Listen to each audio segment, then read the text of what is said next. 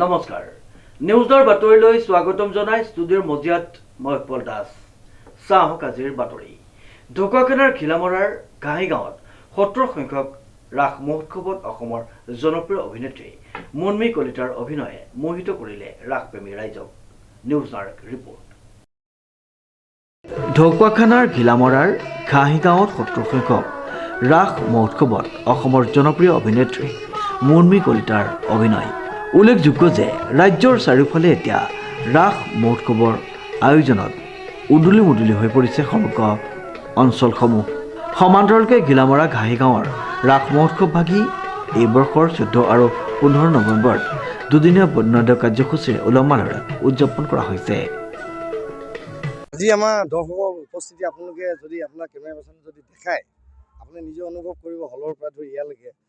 যিটো কথা হৈছে যে আজি আমাৰ ঘাঁহিগাঁৱৰ ৰাস মঞ্চত আজি আমি অভূতপূৰ্ব এটা আমি মানে ক'বলৈ গ'লে এটা মানে আমি ধৰক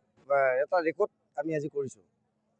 যিটো ৰেকৰ্ড আমাৰ আজি দৰ্শকৰ বিপুল সমান্তৰাল যিটো আমাৰ ইয়াত কাউণ্টাৰ চেলিং হৈছে মানে আৰু এই চেলিঙৰ কথা আমি আশা কৰিছোঁ আমাৰ যিটো কালেকশ্যন আমাৰ মানে ধৰক আমাৰ দৰ্শকৰ যিটো কালেকশ্যন আমাৰ হয় আমাৰ প্ৰথম শ্ৰেণী আৰু মানে আমাৰ দ্বিতীয় শ্ৰেণীত এইবাৰ আমি প্ৰথম নিশাতে আমি সেইটো আমি অতিক্ৰম কৰিবলৈ সক্ষম হ'লোঁ অহাকালিতো তাৰ আজি মুনমী কলিতাই আমাৰ অতিথি শিল্পী মুনমী কলিতাই আজি আপোনাৰ দৈৱকী ভাৱত তেওঁ অভিনয় কৰিছে আৰু তেওঁক আমি দুটি নিশাৰ কাৰণে আমি কথা পাতিছিলোঁ অহাকালি তেওঁ ৰাধাৰ চৰিত্ৰত অভিনয় কৰিব অহাকালি তেওঁ ৰাধাৰ চৰিত্ৰত অভিনয় কৰিব আৰু আজি অতি মানে দুখৰ কথা আপোনালোকে কথাখিনি পাতি থাকোঁতে মই তেখেতৰ হাজবেণ্ড ফেংকি বুলি ক'লে অসমত আমাৰ মানে সকলোৱে চিনি পায় ফেংকিক মই নাপালোঁ মানে কিন্তু বিচাৰিছিলোঁ বা যি নহওক আমাৰ মুনমী কলিতাই আমাৰ বৰ্তমানলৈকে যি দুৰ্দান্ত অভিনয় তেখেতে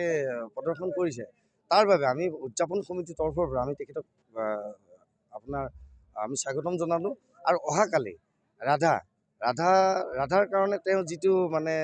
যি ধৰণে তেওঁ আয়োজন কৰিব সেইটোতো মই আপোনালোকক ক'ব নোৱাৰোঁ গতিকে সেইকাৰণে আপোনালোকৰ থ্ৰুৱেদি মই এটা কথাই জানো আহক আজি দৈৱকী কৰিলে আমাৰ মুনমী কলিতাই অহাকালি তেওঁ ৰাধাৰ চৰিত্ৰত অভিনয় কৰিব গতিকে আপোনালোকৰ জৰিয়তে জনাইছোঁ আমাৰ ঘিলামৰাবাসী আমাৰ লখিমপুৰবাসী তথা আমাৰ অসমবাসী চাওক আমাৰ কিছু আমাৰ লাইভো হৈ আছে আৰু যদি আমাৰ আহক অহাকালি মুনমী কলিতাই কি ধৰণে আপোনাৰ ৰাধাৰ অভিনয় কৰে গতিকে আমি এটা ক্ষেত্ৰত গৌৰৱান্বিত হৈছোঁ আমি মুনমী কলিতাক যেতিয়া আমি বিচাৰিছিলোঁ যে আপোনাৰ বাইদেউ আপোনাৰ লগত আমি ৭০তম ৰাসৰ আমি পৰিচালনা সমিতি আমি সম্পাদক আৰু সভাপতি আপোনাক কথা পাতিছোঁ অহাবাৰ আপুনি আপোনাৰ ৰাসত জড়িত হ'ব পাৰে নেকি তেতিয়া তেওঁ আমাক এটা কথাই সুধিছিলে যে আপোনাৰ ৰাস কিমান বছৰ হ'ল আমি ক'লোঁ যে আমাৰ ৰাস ৭০ বছৰ এবাৰ আমাৰ হীৰক জয়ন্তী ৬৫ বৰ্ষ তেতিয়া তেখেতে একো কথা নাভাবি তেখেতে ক'লে যে য়েছ মই আপোনালোকৰ লগত আছোঁ আপোনালোকৰ সমাজৰ আপোনালোকৰ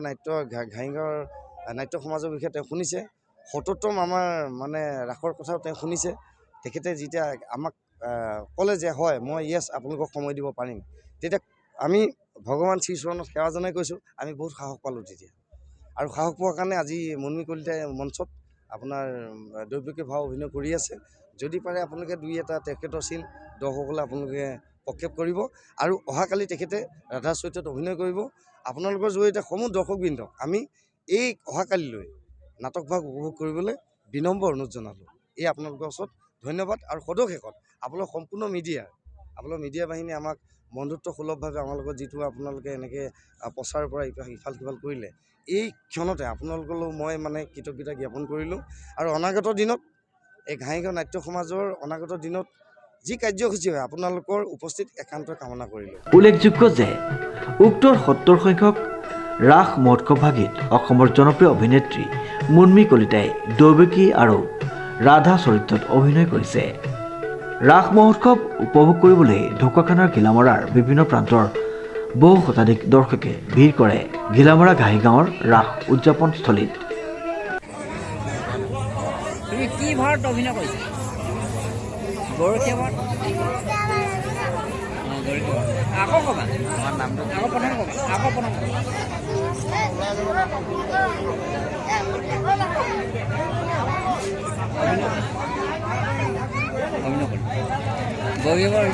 জিন্তু কোচৰ ৰিপৰ্ট নিউজ নাও।